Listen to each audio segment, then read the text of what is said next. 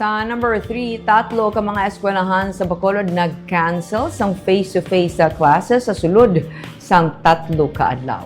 Isa sa pinakamasako nga dalan sa Bacolod City ang Lasal Avenue kung may klase. Apang kaina las 7 sang aga halos wala sa mga salakyan nga nagalabay diri. Ini kasunod sang pagsuspend sa University of St. Lasal sang face-to-face nga klase bilang kabahin sang security measures. Sa isa ka advisory ginsiling sang USLS, sumugod subong nga adlaw tubtub sa Miyerkules mangin online anay tanan nga klase samtang ila pa gina-verify ang ginasiling isa ka security matter.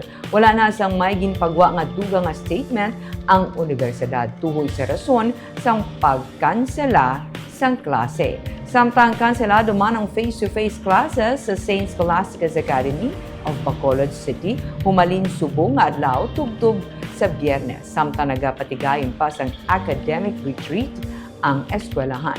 Apang kainis ang aga makita ang salakyan sang SWAT sa Bacolod sa gwa sang eskwelahan. Bakante man ang parking space nga masanit puno sang salakyan kung may klase.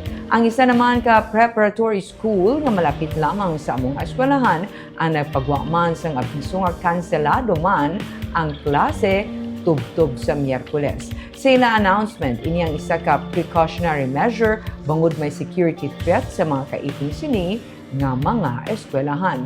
Apesar nga wala sang face-to-face classes, ang nasambit nga mga eskwelahan bukas man sa gihapon ng ila opisina sa mga luyag magtransaksyon.